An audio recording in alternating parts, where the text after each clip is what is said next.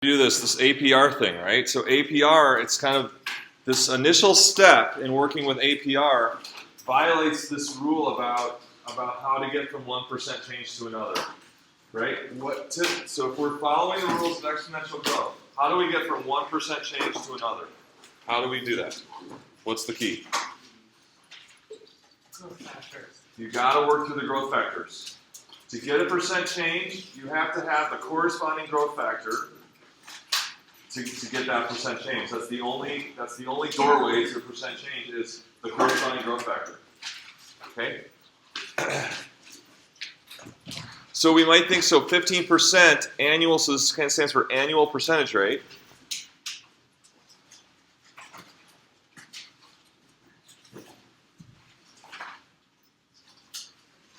So we might think, oh, that's an annual rate. So I can't just take the 15% and divide by 12 to get the monthly rate if I'm following the rules of exponential growth, right? That's what I would think. But this is the one time when you do that. When you have an APR, compounded monthly, this is the one time when you say, this is the nature of APR, compounded monthly. The monthly rate is then equal to 0.15 divided by 12. That's the true monthly percent increase. And now from here, we follow the rules. Now from here on out, we are consistent with everything we learned about exponential growth from here on out. So what is 0.15 divided by 12? Oh, let's just leave it that. So what do we want? We want to build growth factors to eventually get up to 7 years. So what's my monthly growth factor? Monthly growth factor. Okay. 1 plus. 1 plus, right. 1 plus the percent change as a decimal. And so then what's my annual growth factor? Is that showing up? Can you read that? Oh, yeah. Okay. What's my annual growth factor? If my monthly growth factor is this whole thing right here, then my annual growth factor is? Raise it to the what? 1/7? This is a monthly multiplier. It's my monthly multiplier. So over the course of a year, how many times would I multiply by the monthly multiplier? 12. So the annual growth factor is to the 12. And then what's the 7-year growth factor? 1 plus, so the monthly growth factor raised to the 12th is the annual growth factor. To get the 7-year growth factor, raise that to the 7th. And now we have an output. So we have like an output, $10,000. We want to know how much it's worth 7 years later. What do we do? What is the growth factor? In principle, it is in principle, a growth factor is a multiplier, right? It's something you multiply by. So the amount after 7 years, Zach, is? 28,000. Which you got by doing what? Multiplying the 7-year growth factor by the original outcome. Yep, so we take whatever we have, multiply it by the 7-year growth factor, we'll get the new amount 7 years later. Exponential growth, right?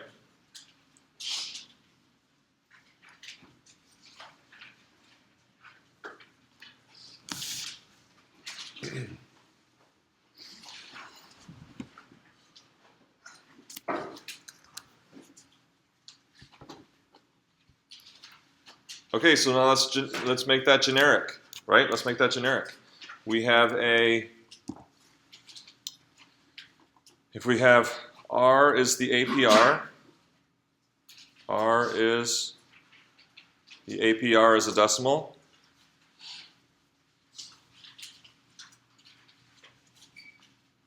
And N, oh, shoot.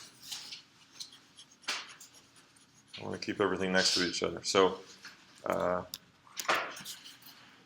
R is APR as a decimal, and n is the number of compoundings per year.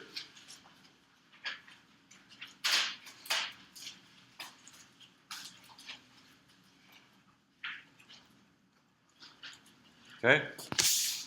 So what is the per compounding period rate? So R is the APR is a decimal, so maybe it's 15% APR or 8% APR, or these car loans are super low, 0.8% APR, right? So what is the APR as a decimal? Or sorry, the per compounding period rate.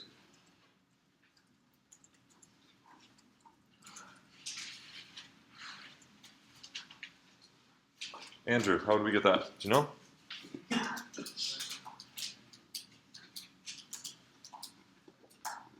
So if my APR is R, and N is how many times I compound per year, then what is my rate of increase per compounding period? Every compounding period.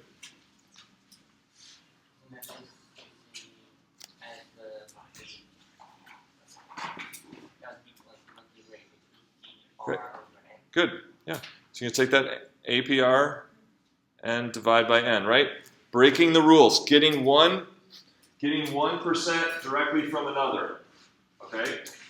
But so what we find is that APR is not really the true annual rate. It's this other thing. So, but it's like a rate. Okay? So that's the one time when we actually divide, we chop it up into N pieces. So then what's the per compounding period growth factor?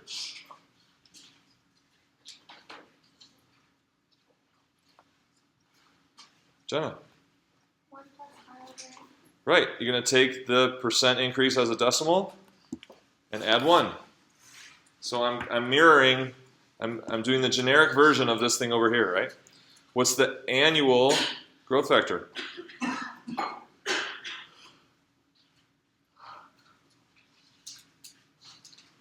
How about Zach number 2? What's the annual growth factor? It would be 1 plus R over N to the N. Right, so you're going to take, if we compound N times per year, then we're going to multiply by that growth factor N times to reach 1 year. All right, and then what's the T year growth factor? How about John? 1 plus R over N to the N to the T. Everybody's sniffling, right?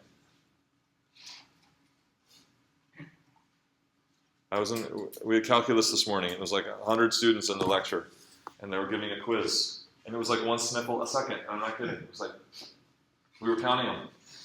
There was a sniffle in a lecture, like almost every 1 or 2 seconds. Okay, so the amount after T years then. So now the amount after T years.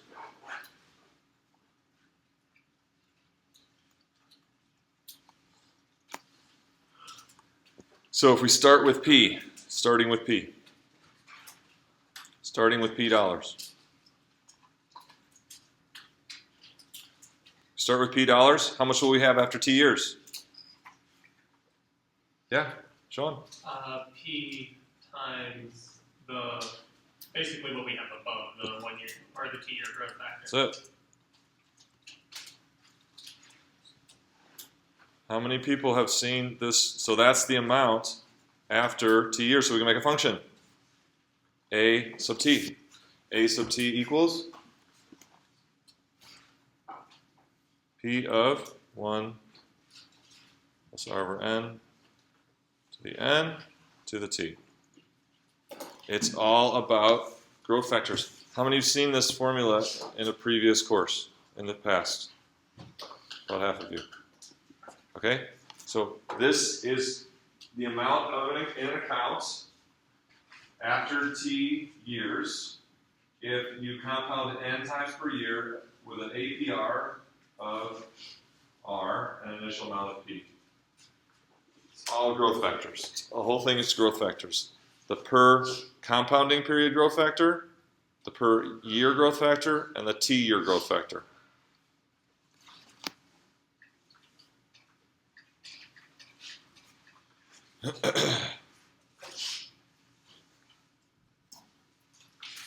Let's see. So what was the percent increase? So back to this example. So this is our what I call compound interest formula.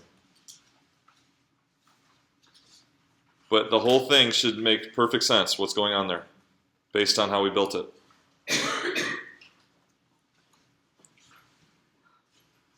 All right. So looking back at this example, what is the APY for this scenario? So APY is the true rate of return. So it's the true percent increase per year. APR is this number that we start off by dividing by 12.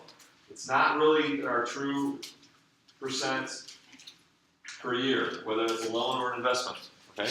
So what is the APY for this scenario above?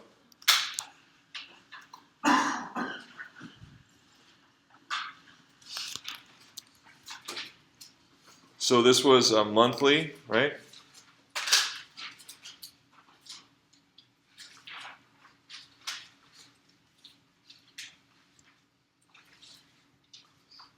So where do we get a true percent change? From what?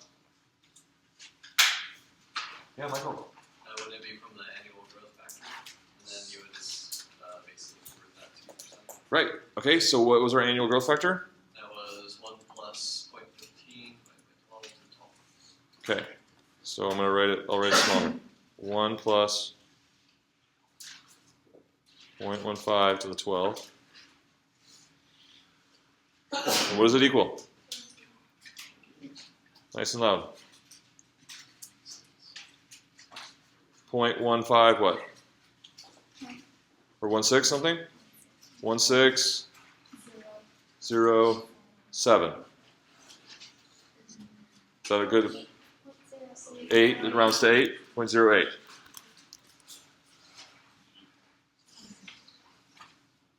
Okay, so what's the APY? Wait, that should be 1 point. Is it 1.16? Yeah. It should be 1.16. APY then is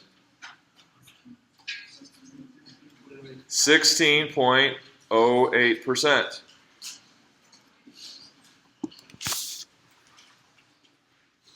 So if you compound monthly, the APY, the true percent yield, is not 15%. It's 16.08%. Good for you if it's an investment, bad for you if it's a loan, right? So it's a loan, which is a house loan, mortgage, or a car loan, and you have an APR. The actual percent of interest you're paying is going to be higher if it's usually you make monthly payments, so that's going to be compounded monthly. You're going to pay a little more than 15%, or a little more than whatever they declare as the APR. Okay, so let's do the same thing. Find the APY for daily compounding. Go. Find the APY. So we're making like a chart here. Find the APY for daily compounding.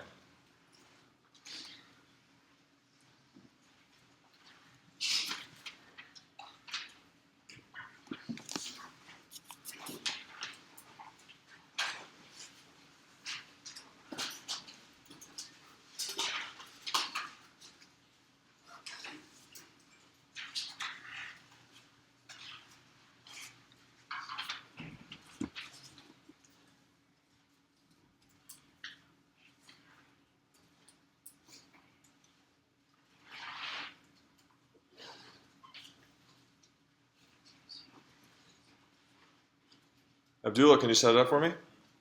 It's 1 plus 115 over 365. So what's the 0.15 over 365? What's that? Just that much, that ratio right there. It's the yearly growth factor. Is it the growth factor? And That's the ratio?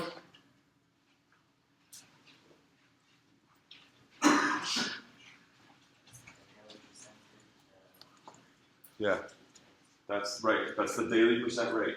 Is that a real, true percent increase or not? Yeah. When you do that first step, and you divide the APR by however many times, now you just got a true percent increase. In this case, per day. So you add 1, and that gives you the daily growth factor. So keep going, Abdullah. To the power of 6 times. And what did you guys get for that? 1.168? 618. 1.1618. 1.1618. Does someone else get that? Meaning percent APY is 16.18%. So what happens when you compound more? The true percent, the true APY, the true percent per year goes up. It goes up. So as we compound more and more and more, does it just go off to infinity? No, it goes up, but at the same time it looks like it's leveling off, right? So we started at 15%, and then we compound 12 times a year, it just went up to 16.08. Now, we only go up 0.1% by going from monthly compounding to daily compounding. So what's the most compounding you could do? Every second? Can you do better than that? Every millisecond. Every microsecond. All right? Every moment. Every moment. So think about this compounding happening more and more and more often. Okay? This is the idea of continuous compounding. Continuous compounding. Every moment you're dividing by what? What was like you're taking the 0.15, it's kind of like you're dividing by infinity. And then after we get the moment by moment growth factor, we're going to raise that to the infinity. So this is really bad mathematics, but it's the idea. Okay? That's the idea of this. That we're going to split the year up into an infinite number of pieces, and then we're going to get the per moment rate, and then take the per moment growth factor and raise it to the infinity to get the annual. Okay? So what the heck does that equal? Well, we need a little more advanced mathematics to make sense of that. We need limits and something we're not going to spend the time on. But the idea is what's important. Okay? So when we're doing this continuous compounding, right, this formula doesn't work anymore because it's like n is infinity, right? N is infinity. So we have an alternate formula for continuous growth. So I'm going to come up here, erase something here, lose everything.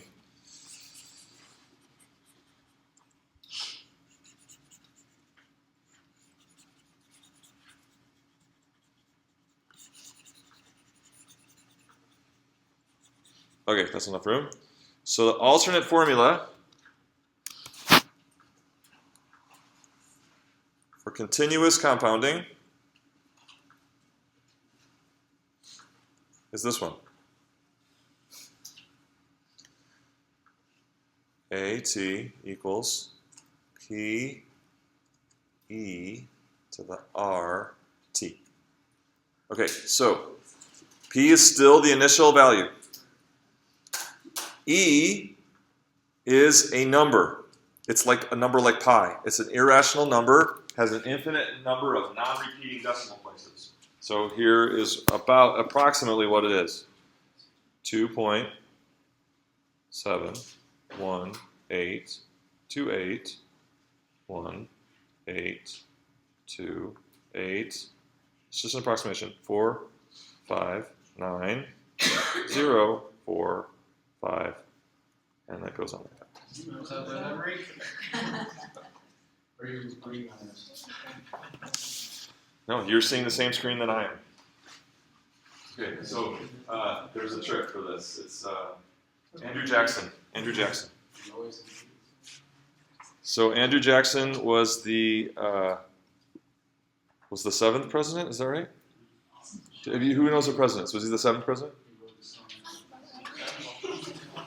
All right, he was the 7th president, and he served one of his terms in 1828, but he served 2 terms. And then the legend has it that he lived to be 90, and he carried a 45 on each hip.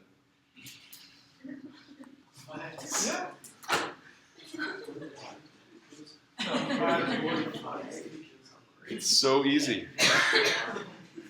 Okay, so history aside, I don't know.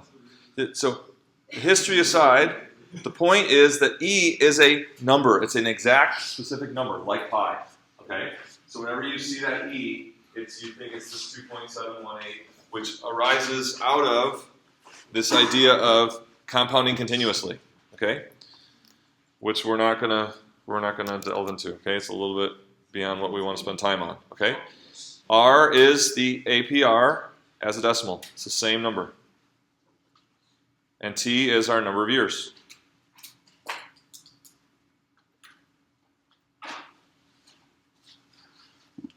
Does it come from something? What's that? Like, It comes out of this mathematical process of trying to make sense of this. So when you make sense, when you work through the mathematics, and you look at this, you look at making n larger and larger and larger and larger. That's where it comes from. But so I'm not giving you the details, right? So there's more details to it. Okay, so PE to the RT. So let's look at our 1,000. We got our 1,000 or 10,000 after 7 years. What about compounded continuously? So we want A of 7 still. But instead of monthly compounding, which we figured out here, let's do it with continuous compounding. So 10,000 times E to the what? 0.15 times 7. So what is this? Going to be higher or lower than our amount at monthly compounding? Higher. Crank it out. Tell me what it is. So your calculator has an E button, and it should come with, it will come with, when you hit E, it's ready for an exponent. Because this is called the natural base, and it's most frequently used with exponents on it. Okay, so when you hit E on your calculator, it should be waiting for the exponent. What'd you get? $28,576.51. 576? Yep. 51? Sweet. Compared to what was this thing?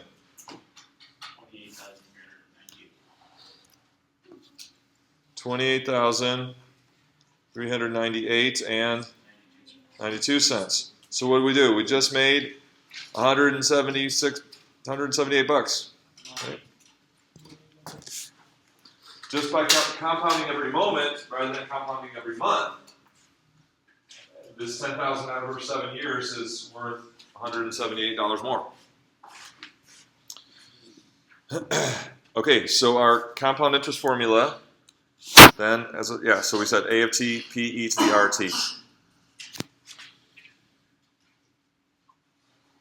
So I want you to look at, notice that we had P, and we had something to the T. And here we have P, something to the T. So what was that something in the compound interest formula? What was that thing in the brackets? The annual growth factor. Therefore, what part of this is the annual growth factor? Try one more time.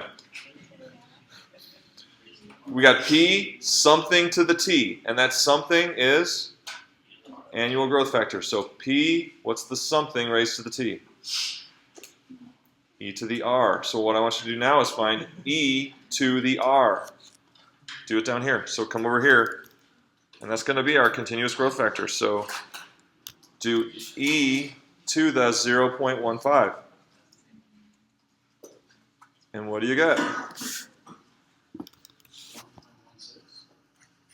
One or more decimal places. Yeah, there you go. So it's 1.1618. 183? 184? 34. Therefore, for APY for continuous compounding is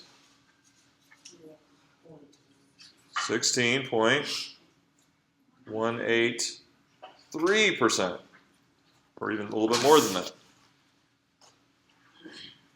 So this is the best you can do, right? So for compounding, you can't compound any more often than every moment. So 15% APR, the best you can do is compound every moment, and it becomes 16.183% truly per year, increase per year. So it's only, the difference between monthly and daily is only 0.1%. The difference between daily and continuous is 0.003%. Okay? So this 15% APR, continuous compounding is the best you can do. In this case, it's 16.183 true percent increase per year. Michael? How often do you actually see continuous compounding? So that seems like it's a little bit ridiculously greedy. Yeah, so practically in with car loans and mortgages, you're going to compound at the time of payments. So that's usually monthly. You're usually doing monthly. So, but it's a principle, and so then it's going to expand beyond this principle of continuous rate. It's going to expand beyond just money, just beyond compound. So we're more interested in the principle of it. But in practical day-to-day use, you're going to see monthly compounding. That's right. Yeah. Is it better to just rent a house or actually get into it? What now? Is it better to just rent a house since it stays constant? To get a mortgage? Oh, well, that's a whole different question. So that's kind of unrelated to this. So there are great advantages to renting, right? You've got someone else who owns it, who takes care of everything for you. But there are great advantages to owning because now you're building value in your life. So it depends on your situation in life. Yeah. To answer that question, my mom says about 2 or 3 years is the cutoff at which you should think about buying rather than renting. Yeah. But for it's all like value and lifestyle. Renting is great in a way because, like I said, you're not responsible for the property. I mean, to an extent you are. But if something goes wrong, someone else has to take care of it and pay for it. Yeah. So there is definitely what situation is best for you at the time. But ownership is an amazing thing, right? And building wealth, and that's important too. Okay. All right. Where are we?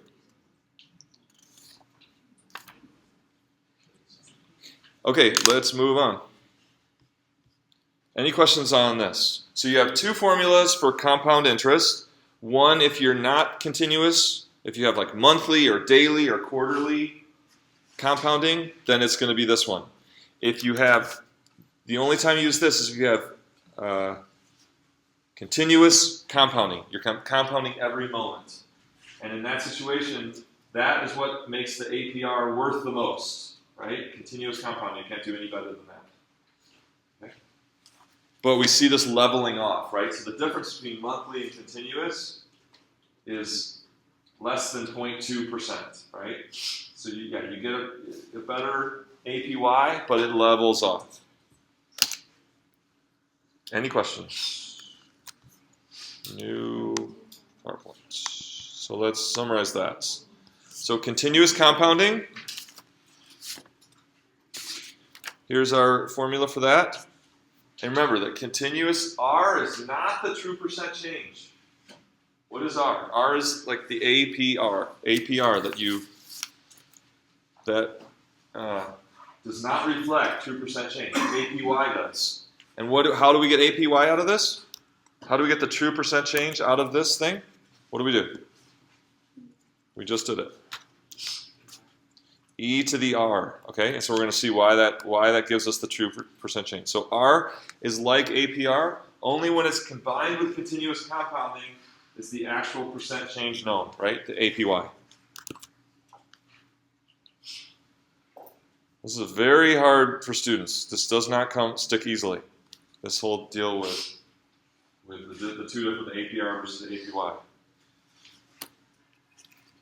So that APR is a number that has to be combined with some compounding scheme in order to find what the true percent is. That's called the APY. Okay, so recall our exponential growth formula. F of x equals What's our old school exponential growth formula? Allah, do you remember? I think it's a b to the x. A b to the x. What do you think? Initial and then Yeah, nailed it. And when you see b to the x, what do you think? What do you imagine? Jacqueline.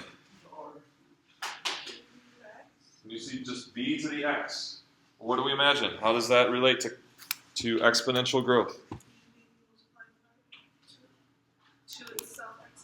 Right. B multiplied together x times, because every time x goes up by 1 unit, what does the output do?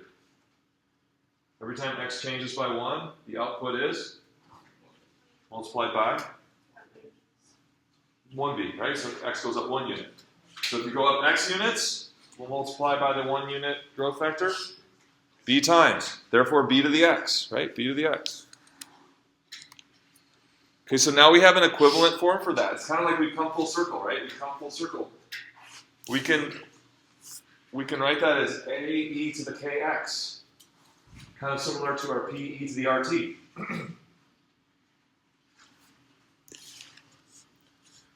Where k is the continuous rate. K we call the continuous rate. Is it the true percent change? No, it's like the R, right? It's like APR, but now we're not talking about money anymore. We're talking about any kind of exponential growth.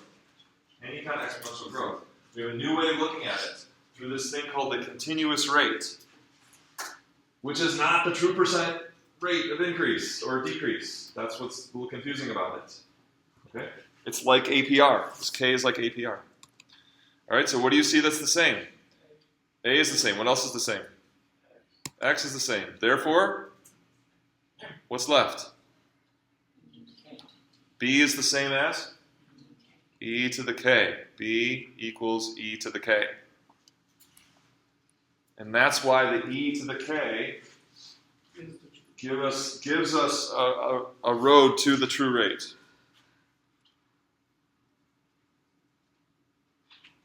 Okay. B equals e to the k. All right, but we have to dissect this animal here. So how do we find, if we have the continuous rate k, how do we find the true percent change? This is the key to it. So k is this number like an APR. It's not the true percent change. But we want the true percent change. What do?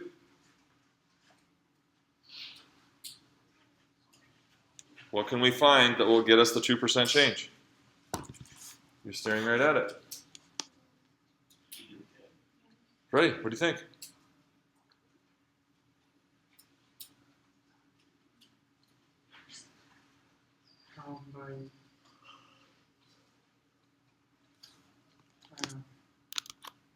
Okay.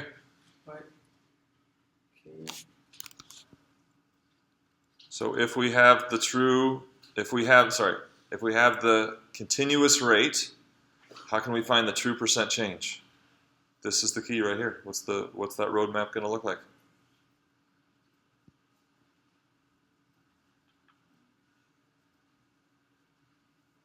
Nathan, what do you think? Take e to k Uh-huh. and subtract 1 is 5 by 100. Because e to the k will find you the growth factor. The true growth factor, from which we can get, just like we've been doing for the last 3 weeks, we have the true growth factor, we have the true percent change, right? So that's the key to getting the actual percent change from the continuous rate. You take e to the k, which is b. But b is not the rate, it's a growth factor, but it's the true growth factor from which we can get the true percent change. Here's a summary of that. B is the true growth factor for 1 unit of x, which we've been doing for the last 3 weeks, which reveals the true rate of increase. That's very familiar, it should be. Going back and forth between percent change and growth factor or k factor. We're all experts at that, right? In theory. Okay? We're experts in theory. Should be experts. Questions? Okay, let's try an example. So there's the summary up above. Now we have two ways of looking at exponential growth. A b to the x, which we've been working on the last couple of weeks, and now this new version, which is like the continuous version.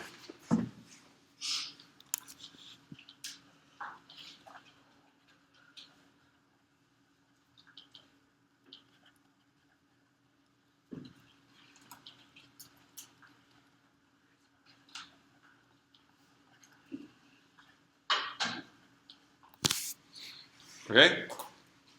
So, suppose the nation's population has a 1-decade continuous rate of 19.2%.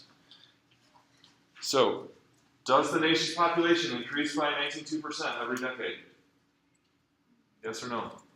If that's a continuous rate, does it increase by 19.2% every decade? No, but hundreds and hundreds of my pre-calculus students over the last 4 years have said that on a test. Don't do that. If it's a continuous rate, it's not the true percent change. It's like a number like what? This is K, like an APR. So it's this number K, which is like an APR. It doesn't reflect the true percent. So what is the true percent increase per decade? How am I going to get it? E to the K. Tell me, Aaron. E to the what? E to the K. And what's K? E to the? So let's write down, what is K? What is K? 0.192. And so now you want to do E to the K. E to the 0.192. And what do you get?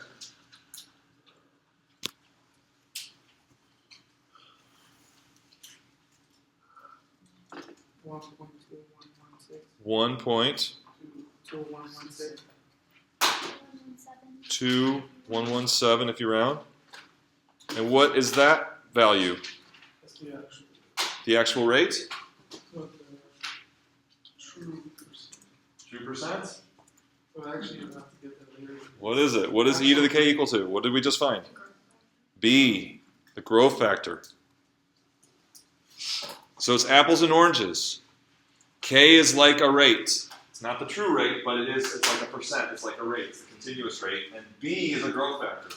So apples and oranges, you've got to know what you have at any given time. So B of 1.227 means true percent increases per decade.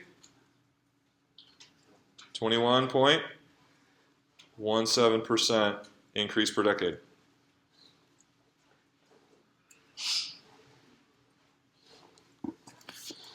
And so then to get the true percent increase per year, we're going to divide by 10.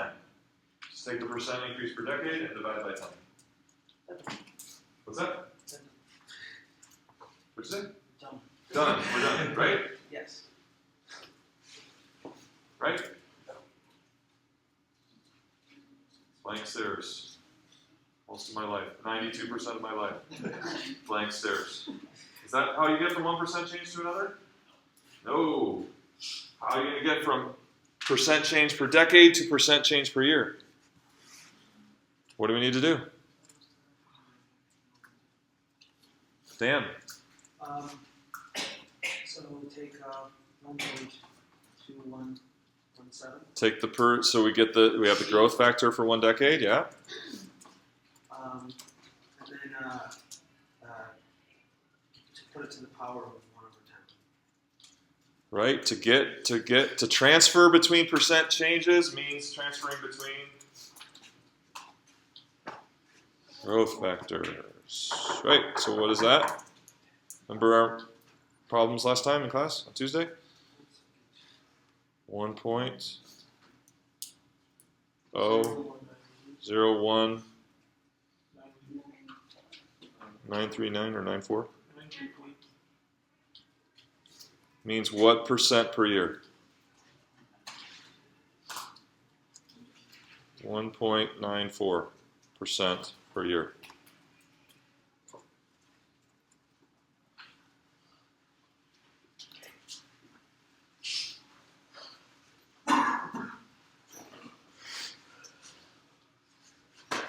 Does it make sense? Again, this rate, 19.2%, is a continuous rate.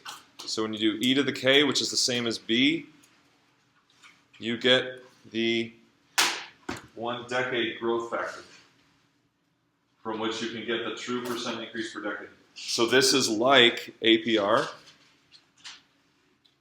but it's not, because it's not money. Okay? And this is like APY.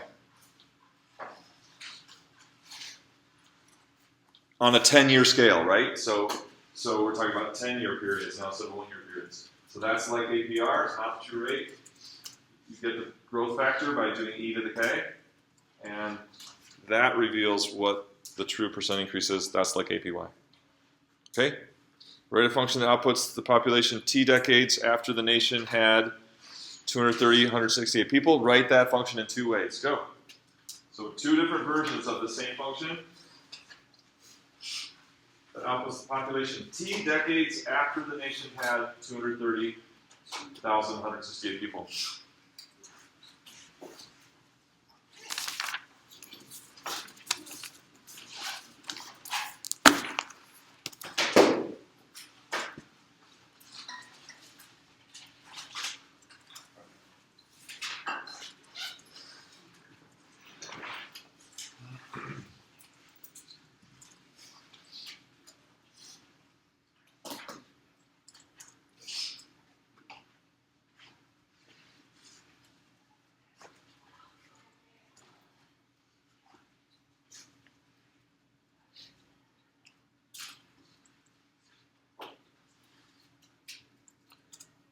Okay. Fahia, can you give me one of the ways that you came up with? Yeah. 230,168 times. So is that the initial population? Well, if we want it t decades after it had that much, then would that be the initial? So t units after it had this many. That'd be the initial, right? Yeah. Times 1.2117 Okay. raised to t. Now let's actually, instead of just a rule, let's do a whole function definition. So what else do we need? F of t equals. Sure. So let's do p for population. How about? But p of t equals. Did she get? Is that one way that describes this? That work? This is initial amount. This is the decade growth factor to the number of decades. Carlo, did you get the other way? Yeah, I just put E2 on that too. Let's define a function. Define a function. P of T P of t. equals 230,000. Right. Times E2 0.192 T. How do you do? Awesome. Same exact function, just written 2 different perspectives on it. Okay? For the same inputs, you get the same outputs. Okay? And I also let's graph this. I want to graph this so we really emphasized this like table of values way of looking at exponential growth because we're looking at multiplication on output to get the next outputs. But let's just talk about the graph real quick. Any questions on this screen? Okay, so I want to graph this here. Just see.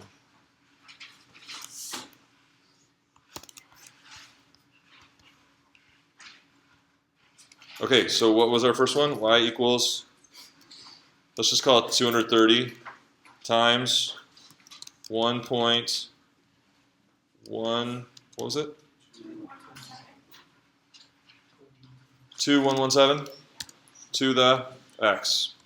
That's how we have to graph here, y and x. Okay, and then y equals 230 e to the 0.192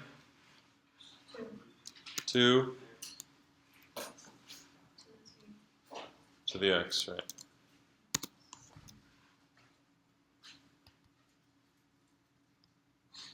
Okay, so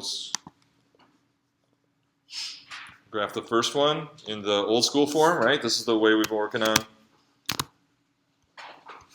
It's going to be increasing or decreasing? Increasing, right?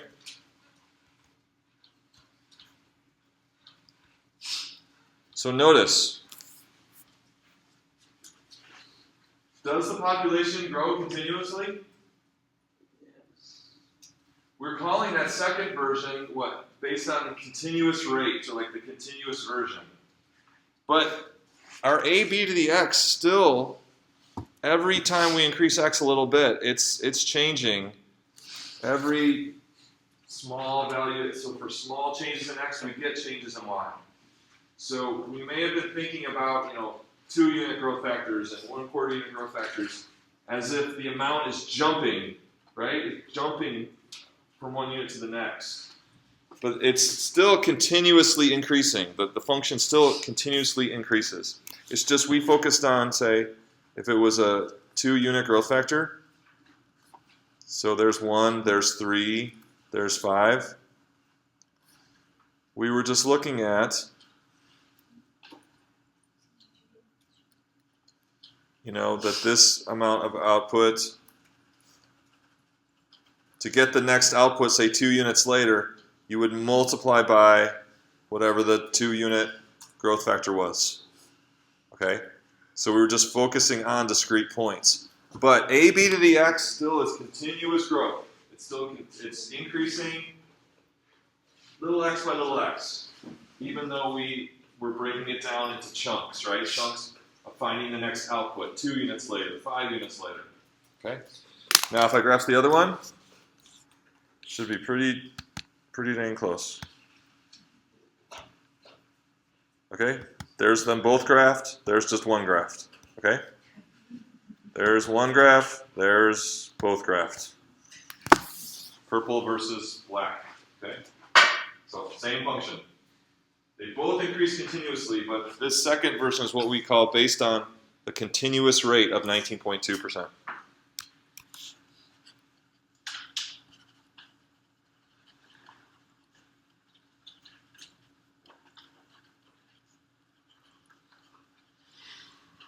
Based on the continuous rate of 19.2%, which means that every decade it increases 19.2%, right? Every decade the population increases 19.2%. Right? No. Who's thinking? How much does it increase every decade? By what percent? 21.17. You need the growth factor to pull off the true percent increase. 19.2% is called the continuous rate. It's like APR. It's not the true amount of percent change. Okay, any questions?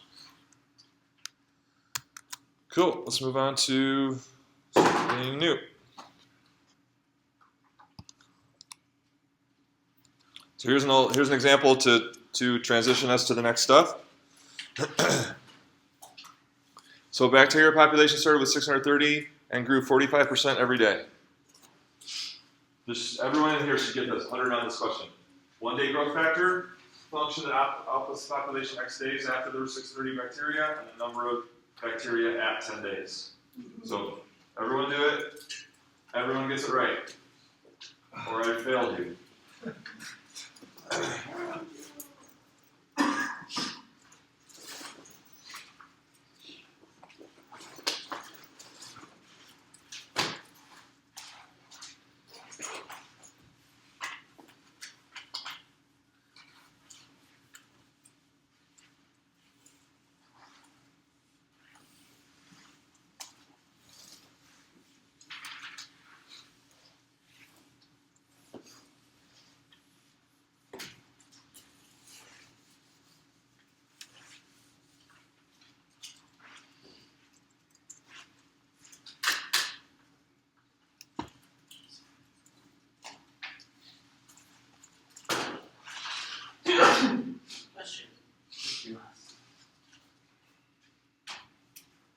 Who's been quiet?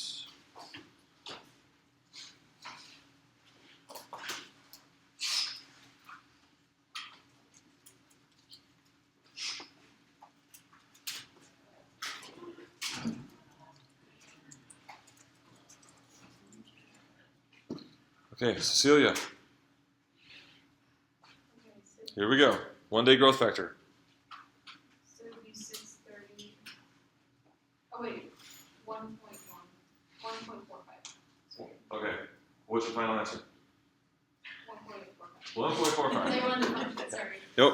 Just one thing at a time. 1 day growth factor, 1.45. All right. Now the function. Okay, then it'd be 630 times 1.45 to the x.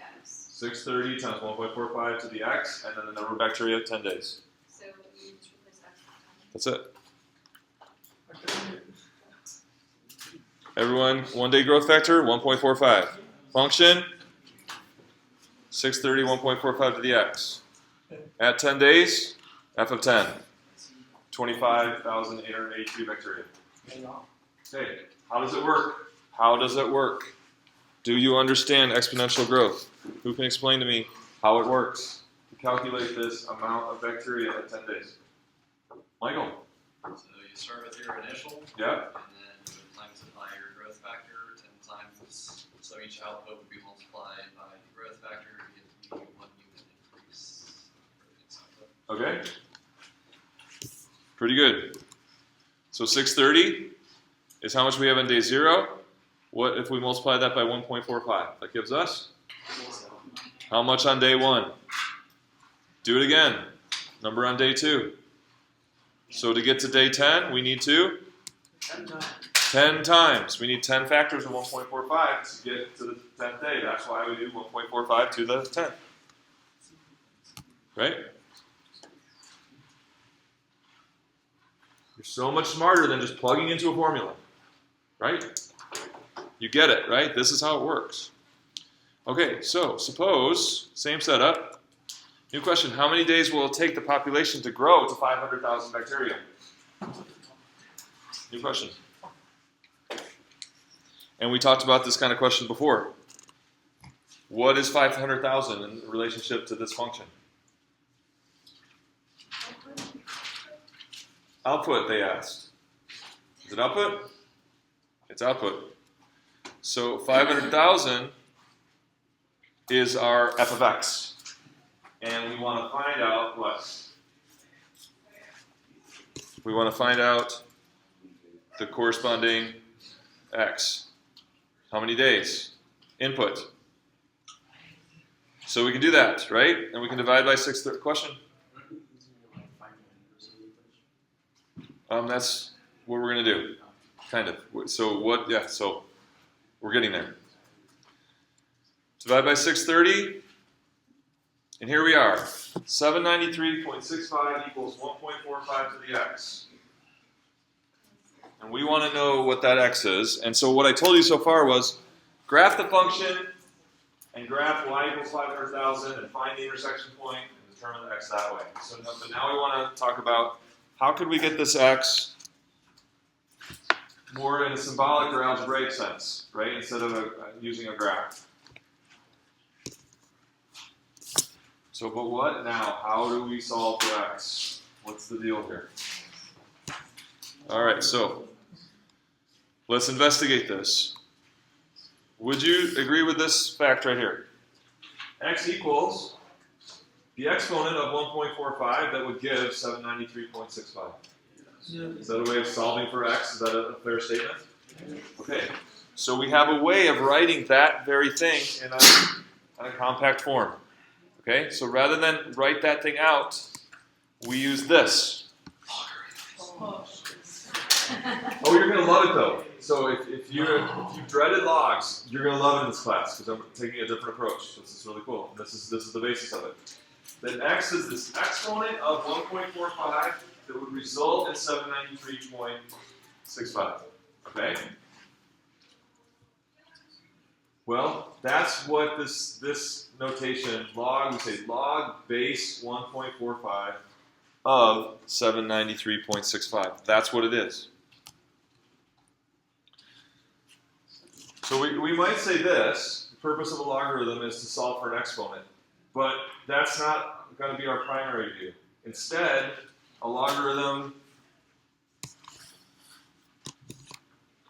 is an exponent. Logs are exponents. Okay? So x is an exponent, right? X is the exponent of 1.45 that gives this 793.65. So if we rewrite x as a log, then what we're saying is the log is the exponent. It's not a method to solve for exponents. It is an exponent. That's what a log is. It is an exponent. So let's break this down. All right, and that log turns out to be 17.97 days, which to get that number, we'll talk about that later, okay? But it turns out that that exponent, that log, is 17.97 days. We'll come back to that, okay? So this is the whole thing today. Logs are exponents. So this statement is equivalent to this one. They're both the same, and here's how they're both the same. Because both say the same thing. They both say that x is the exponent of 1.45 that gives 793.65. Both of those statements are saying that. How does the one on the left say it? There it is. X is the exponent of 1.45. That gives 793.65. And how does the one on the right say it? X is? Yeah, so I need to change this because we can do even better. The exponent, that's log. If you have a log, you have an exponent. Blue. Of 1.45. That's the base of 1.45. That gives 793.65. So look, you can even read it left to right. The exponent of 1.45, that gives 793.65. You can just read that left to right. Log base 1.45 of 793.65 is the exponent of 1.45 that gives 793.65. Okay? So just literally, we say the log base 1.45 of 793.65. But the meaning is the exponent of 1.45 that gives 793.65. Okay, so we're going to practice this. This is the way you want to see your image of logs. Okay, so we're going to practice. So for each one, you're doing two things. Number one, describe in words exactly what exponent it is. And then two, write your description then as a mathematical statement. So listen to the words you're saying in number one and write it out mathematically in number two. So describe in words exactly what exponent it is using this model. And then listening to what you're saying, thinking about it, write out your description mathematically. So everyone try this one. Go. Everyone do it. A equals log base 5 of 25.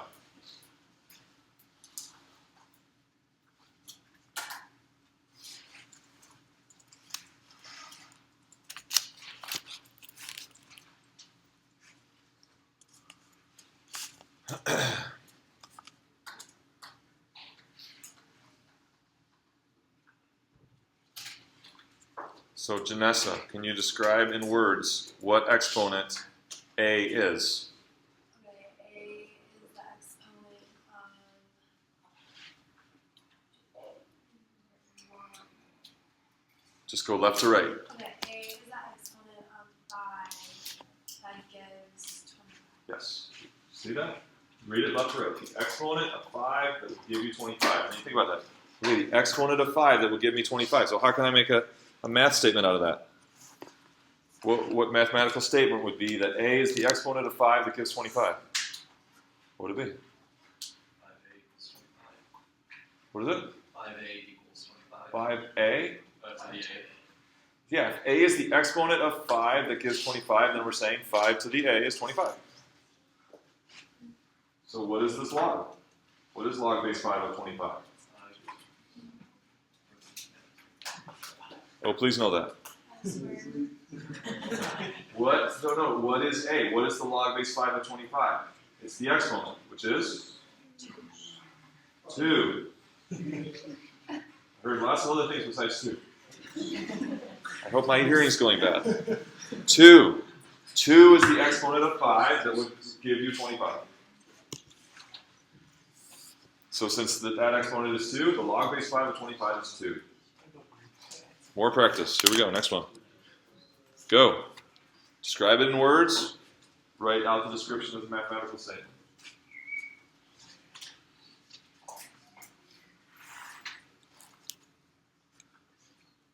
You're offering to do it?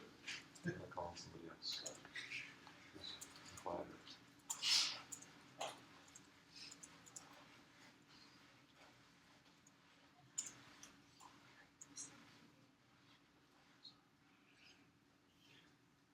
Valerie, you want to give it a try? Z is what exponent? Z is the exponent of 2 that gives 16. Z is the exponent of 2 that gives 16. And so if Z is the exponent of 2 that gives 16, what mathematical statement could we write? Yeah, go ahead. The log base 2 of 16. No, not log. So just what if you forget logs and what mathematical statement could you write from that without logs? 2Z 2Z? 2 to the Z. 2 to the Z, right? 2 to the Z. Yeah. Yeah, because 2Z would imply multiplication, right? You want 2 to the Z equals 16. And what is the exponent of 2 that gives 16? Oh, that was better. That was better, thank you. So therefore, the log base 2 of 16 is 4, because it's the exponent of 2 that gives 16. More practice, go.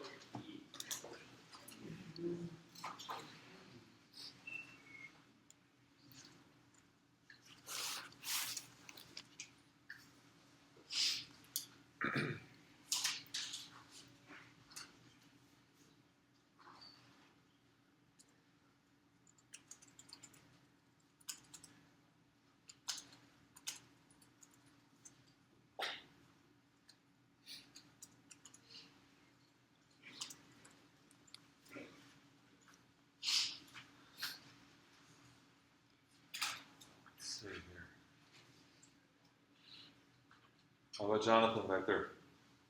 What do you think? What exponent is P?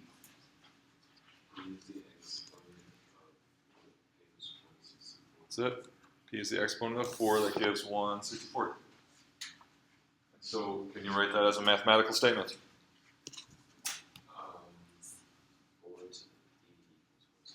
That's it. So to help you here, and if we want to figure out what P is, let's get that 64 as base 4, right? So that's the same as 1 over 4 cubed. So then what is the exponent of 4 that gives 1 over 4 cubed? Anyone know? Yeah. -3, right? A negative exponent would be the same as a positive exponent in the denominator. Therefore, the log base 4 of 164 is -3. Because -3 is the exponent of 4 that gives it 164.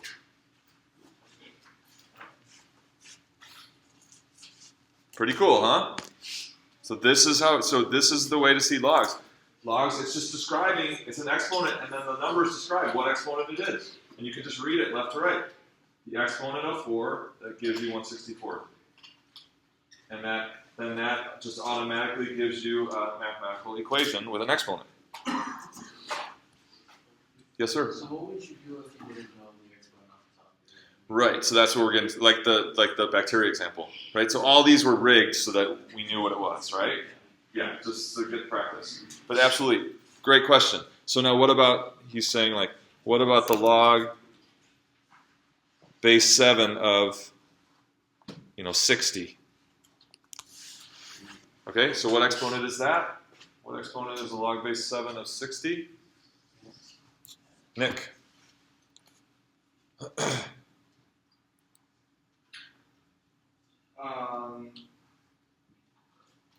P log, it's 4. So 4p equals 1 over 2. No, it doesn't have anything to do with 4. I asked about the log base 7 of 60. Oh. So tell me what exponent that is in words. There's no exponent, you only know what it's equal to in the base number. So 7 to some number equals 60. And what number is that? Oh, 2.1. Oh, I just have to do the log. Okay. So what exponent is the log base 7 of 60? What exponent is that? It's Michael? 2.1. No. I mean, yeah, but what exponent is log base 7 of 60? X. Has anyone learned anything in the last 15 minutes? Exponent of 7. The exponent of 7, Aaron, that? That gives 60. Try again. We started off good, but we faltered. It's the exponent of 7 that gives 60. Thank you. The exponent of 7, so we need to call it something, call it A. The exponent of 7, that gives 60. So we can estimate. So now we can say, so we know it's not a whole number. 7 to the 1 is 7, 7 squared is 49, 7 cubed is something really big, bigger than that. So A is going to be something like between what and what? 2 and 3, closer to 2. So like 2.1, 2.2, something like that. Because 7 squared is 49. It's going to be a little bit, an exponent a little bit bigger than that. So it's 60. Again, so we'll talk about how we can get them exactly. Is there a way we can do that without our calculators? Savants. Smart people. Okay, so I'm sorry. Very, very, you guys are smart people. Very, very smart people. We're all smart about things. Okay, so there is so this, what do we hit? Log base 2 of, no, log base 7 of 60. Okay, so here there's a formula for, oh, we can't do that yet. Okay, so there are special logs.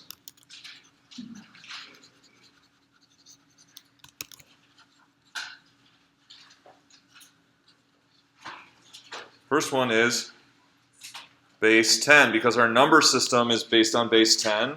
Log base 10 is special. And so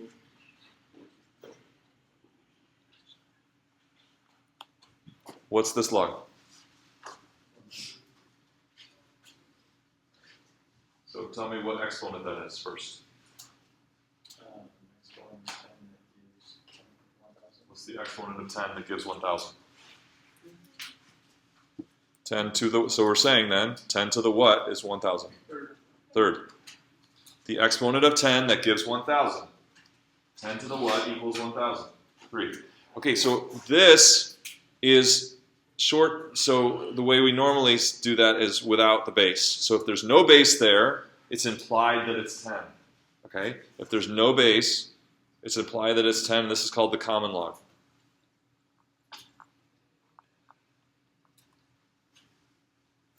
So if you just see log, and there's a button on your calculator, just log, that means an exponent of 10. That's an exponent of 10. That gives whatever you put in. So log of, what's that? What exponent is that in words? What exponent is that in words? Andrew.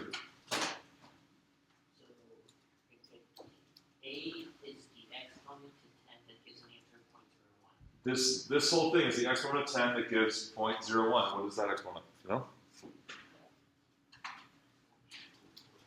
You know what exponent of 10 gives you 1/100th? That's what that's saying, 1/100th. Anybody? -2. -2. 10 to the -2 is 0.01. It's the exponent of 10 that gives 0.01. So that's our common log. Then we talked about E. Base E.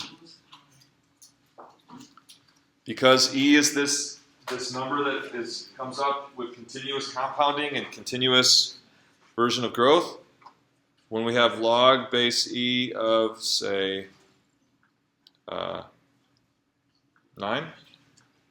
what exponent is that in words? What exponent is that in words? Dan. That would be,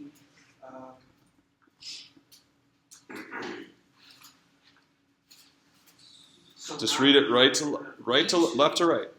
E to the,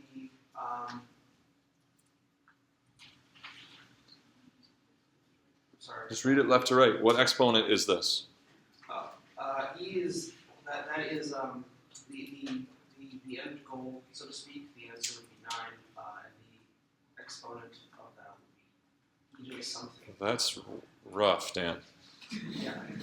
Just read it left to right. It's the exponent of e that gives 9.